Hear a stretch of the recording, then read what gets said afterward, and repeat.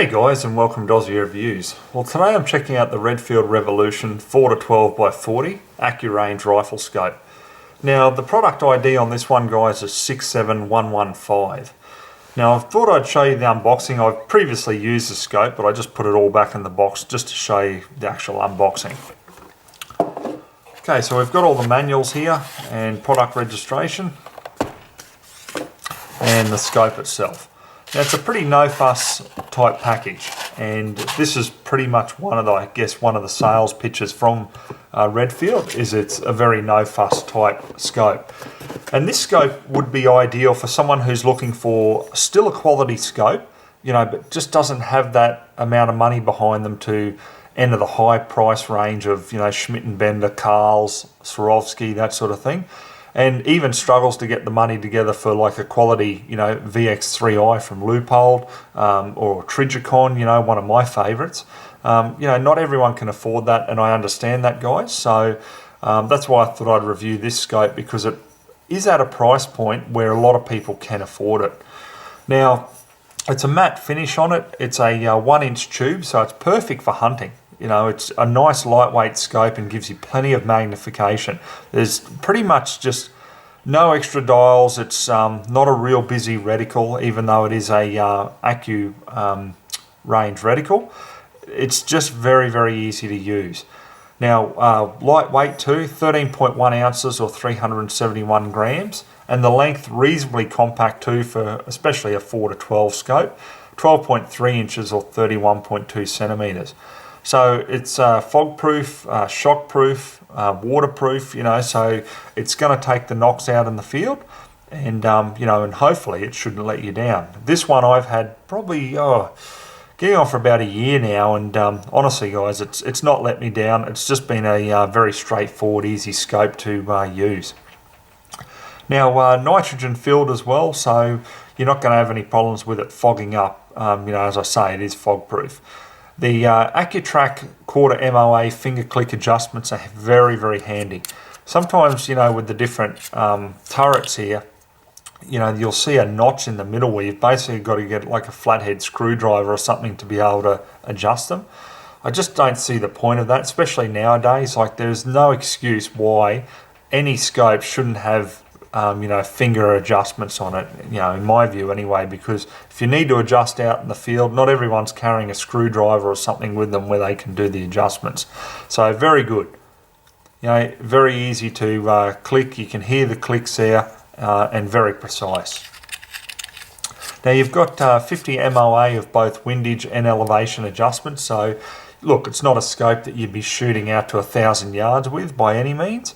However, there's enough adjustment there for you to, shoot out like 500-600 yards, if you wanted to do a little bit of long range work at the range. This can definitely do it. Eye relief is quite generous too, so if you want to mount it on a heavy caliber, you're not going to get just whacked in the eye every time you squeeze the trigger. You've got 3.7 to 4.9 inches of eye relief, depending on the magnification, guys. That's why it's not fixed. Depends on what magnification you got, will depend on what the eye relief is. Okay, or that is 9.4 centimeters to 12.4 centimeters of the eye relief. Now you've got multi-coated lenses. It is a nice sharp image, as you'll see later on in this review. Now, full lifetime warranty and made in the USA. This is a big thing about the Redfield Revolution, is you've actually got a scope that is made in the USA. The Redfield Revenge. Look, honestly, guys, I get a lot of emails about this. I don't highly recommend it if you're looking at long-term reliability. I'd much prefer to go for a scope made in the US over the Revenge that is made in the Philippines. Okay, so in my view anyway, there's a big difference there. Now, the price of it is $439. Now, that's with the actual AccuRange reticle. If you're getting just a standard Plex reticle, it's, I think, roughly about $30 or $40 cheaper. Now, obviously, it depends on what the actual Aussie dollar is doing compared to the US, because the exchange rates are very much a big factor here in Australia when we're buying a lot of firearms and equipment, because 90% of it probably comes from the USA. So that's the reason that the prices fluctuate so much here. Now, but just before we get out, guys, I'll just show you briefly with the actual AccuRange reticle and explain the meaning behind it. Okay, so that's what the actual reticle looks like. Take away the actual writing and you can see clearly what the reticle looks like. Now you've got here clearly group 1 and group 2. Now depending on which group your caliber falls into, whether it's group 1 or group 2, will depend on what the bullet drop is at the different distance if you sight in at 200 or 300 yards. Okay, so let's break it down into really easy to understand terms. Now if you've got a 270 for example with a 130 grain bullet moving at 3050 feet a second, you're in group 1. So group 1, if you sight in for 200 yards right at the center of the reticle there, at the circle, at the bottom of the circle, that should be right on at 300 yards. If you go down to the little dot bullet compensator there, that should be right on at 400 yards. And then if you go to the top of the thick part of the vertical, that should be 500 yards. Now, if you're in group 2, so for example, if you've got a, let's just choose the 300 Remington Ultra Magnum, 180 grain pill there at 3,400 feet a second. Now you would sight in at 300 yards and the bottom of the circle will be the drop at 400 yards. Then the little bullet drop dot there will be 500 yards and then the top of the thick part of the vertical will be 600 yards. Now, straight off the cuff, guys, look, I haven't really used the reticle as such for that. I mean, I just wanted something with a couple of different markings that I could use and trial myself, for actual bullet drop, depending on which caliber I'm using this with. My criticism of it, honestly, is like 223 Group 1, a 40 grain projectile. I mean, honestly, I have honestly never met anyone here in Australia who uses 40 grain ammo out of their 223. I'm not saying there's no one that is out there that doesn't do it, but it just it's obscure. And from what I can see here, there's no calculation for 308. Pretty much the most popular hunting cartridge out there, and there's nothing. So a little bit disappointed with that. Anyhow, guys, I thought I'd just explain it, so I hope that clears that up. Look, let's get out on the farm now. I want to hook up the scope cam, give you a look through the actual scope and see it in action. Okay, so we're just on 4 power now, guys, so I'll change the magnification and we'll go right up through to 12.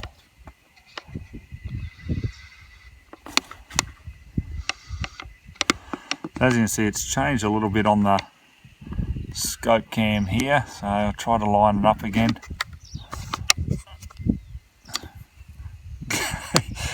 We've got a crow there that's landed, so this will give you an idea of the magnification and just how it looks.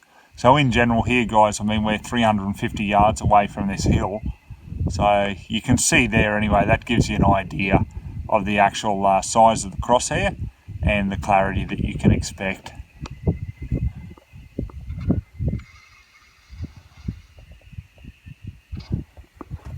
So just wind it back now to 6 power, and the same thing there, you can see clearly, and also you can see that bullet drop compensator there also very clearly. So I just want to do a scan in the shadows here, guys, okay, so you can actually see what the actual optic looks like, if you were searching for game under a tree or something like that. So look, the clarity is fairly good. I mean, look, this is really an entry-level scope in my view, but the clarity is certainly there. It's definitely not blurry or anything like that. I mean, I don't believe that it's as sharp as the Trigicons I use, and definitely not as sharp as the Schmidt & Bender. But at the end of the day, for people who are on a budget, this may just be the scope for you.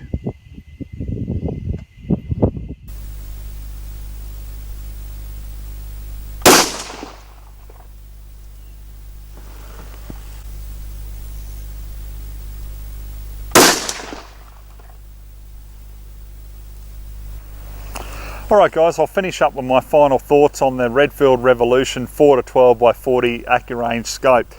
Now the AccuRange system is a bit of a negative to me in the sense of, as I said in the intro, when you actually have a look at it, there's very uncommon caliber and bullet weight combinations. Like for example, 223 with a 40 grain pill. You know, if I've got a AccuRange reticle, I'd like to use it with a common round and weight, like for example 223 with a 55 grain projectile. So now that'd be my only criticism with this actual scope. However, on the positives, with the actual reticle there, it doesn't matter what caliber you've got. You can sight it in at 100 yards or wherever you want to, and then you can just see where the bullet drop corresponds to those different reference points on the reticle. So, you know, essentially it's going to do the same for you regardless what caliber you use. Also too guys, the price of it, everything else, I mean, it's really a no fuss scope. It's something that I'd be looking at as a bare basic, you know, if you want to put it on a cheaper rifle or just a knockabout rifle and you don't want any fancy dials or anything like this, this scope would be ideal for you to have a look at. Anyhow guys, they're imported by Niwa, so look, basically any gun shop here in Australia can get a hold of them. So go in, have a look through, you know, one of them, and it may just be the scope for you. All right, hope you enjoyed the review guys, so till next time, we'll catch you then.